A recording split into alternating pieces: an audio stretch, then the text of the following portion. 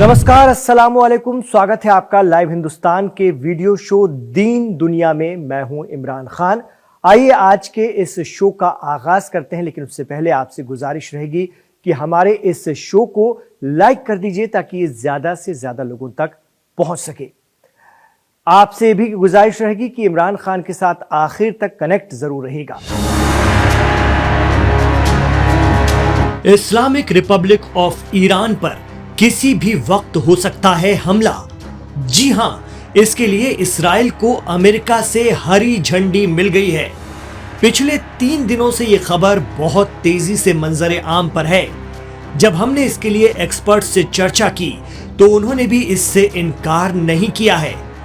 America और इस्राएल के अखबारों में भी इस बात के इशारे मिलने लग गए हैं।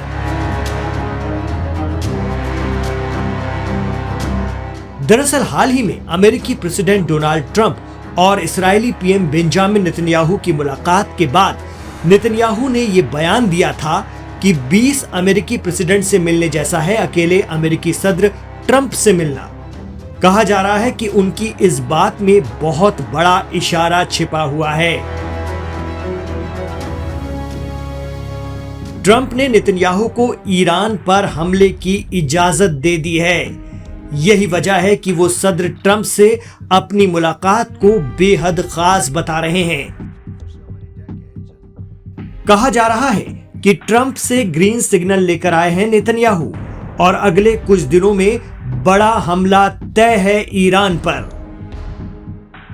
ऐसा नहीं है कि ईरान इन बातों से अनजान है।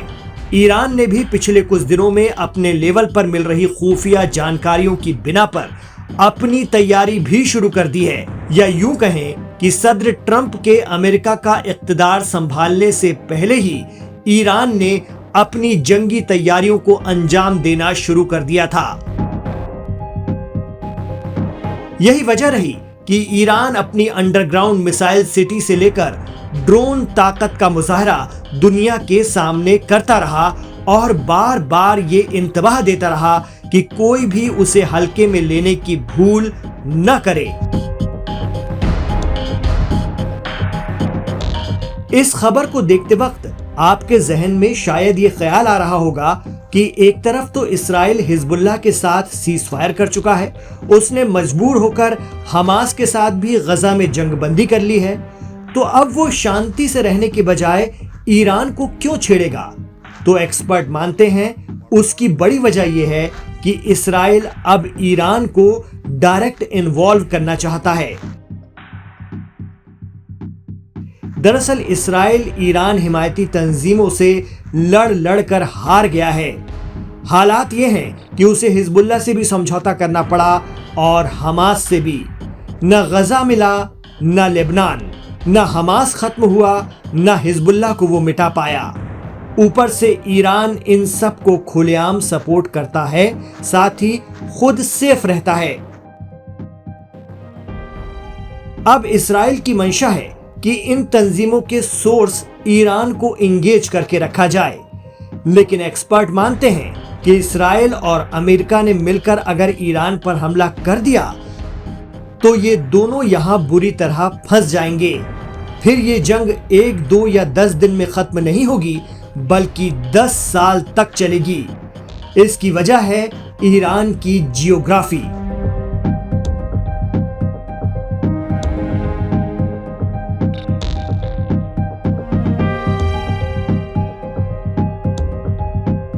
कहा जाता है कि पिछले 250 सालों में कई आए और कई गए, लेकिन ईरान को कोई फतह नहीं कर पाया। चारों तरफ से पहाड़ों से घिरा ईरान आज भी अजेय है। उस पर से अब ईरान बेहद ताकतवर भी है। खास तौर से मिसाइल और ड्रोन टेक्नोलॉजी में उसने खुद को दुनिया का सिरमौर बना रखा है।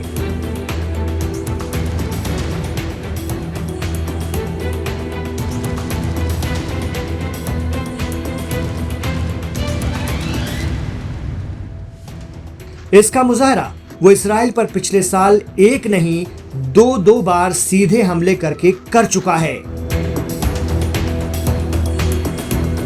बड़ा सवाल तो ये भी है कि जिन इस्लामिक रेजिस्टेंस फोर्सेस से लड़ कर इस्राएल पस्त है, और उनकी जड़ यानी ईरान को निशाना बनाने की तैयारी में है। ईरान पर हमला होते ही क्या वो रेजिस्टेंस फोर्सेस चुप बैठेंगी? वो दोगुनी ताकत से इसराइल को निशाना बनाएंगी। एक्सपर्ट मानते हैं कि अमेरिका, इसराइल और अरब मुल्कों ने जैसे सीरिया में HTS के जरिए रिजीम चेंज करवा दी, असद सरकार का तख्ता पलट दिया, ईरान में वैसा कुछ कर पाना मुमकिन नहीं है। वहां तख्ता पलट का सवाल तो है नहीं। ऐसे में ज्यादा से ज्यादा उनके न्यूक्लियर फैसिलिटी और फौजी ठिकानों को टारगेट किया जा सकता है इजराइल के जरिए। इसके लिए वो इराक में मौजूद अमेरिकी बेस इस्तेमाल करेगा या फिर अरब ममालिक में मौजूद अमेरिकी ठिकाने। पिछली बार तो इराक ने इस बात की शिकायत UN में भी की थी कि उनकी जानकारी के बगैर उनकी जमीन का इस्तेमाल ईरान के खिलाफ किया गया। इस बार ईरान की तैयारियों को देखकर लग रहा है कि वो भी इसराइल के हमले की आशंका के मद्देनजर बहुत तेजी से अपनी प्लानिंग कर रहे हैं। साथ ही उन्होंने आक्रामक रवैया भी अपना रखा है। मिडिल ईस्ट मामलों के एक्सपर्ट और असद टाइम्स के हेड शौकत भारती कहते हैं कि अगर न्यूक्लियर प्लांट पर अटैक हुआ तो फिर ईरान भी खामोश बैठने से रहा, क्योंकि सदर ट्रंप तो पूरी तरह से इसराइल के साथ खड़े हैं। पूरी तरीके से ट्रंप इजराइल के साथ खड़ा है, कत्लो गारतगरी कर रहा है। आप देखें कि उसको आर्म्स अम्युनिशन दे रहा है, राइफल दे रहा है, और ये बहुत जल्दी आप ये देखेंगे कि बहुत बड़ी जंग जो फैलने वाली है। ट्रंप ने क्या कहा कि इजराइल ने ईरान के ऊपर सही ढंग से हमला नहीं किया। इसके मतलब क्या है कि वो चाहते हैं कि न्यूक्लियर प्लांट को ईरान के वो उड़ा दें। तो ईरान का न्यूक्लियर प्लांट पर अगर अटैक होगा तो उसके बाद ईरान तो खामोश नहीं बैठेगा। आपने देखा कि ईरान लगातार अपनी तैयारी कर रहा है, और ईरान की तरफ से जब अटैक होगा तो मिडिल ईस्ट के अंदर कोई ऐसा कंट्री नहीं है कि जहां के ऊपर ये जंग आगे नहीं बढ़ेगी। तो ये करीब करीब तय है कि ईरान पर किसी भी वक्त हमला हो सकता है। अब वो हमला किस तरह का होगा और कहां होगा, और ईरान इससे कैसे निपटेगा, ये बड़े सवाल हैं।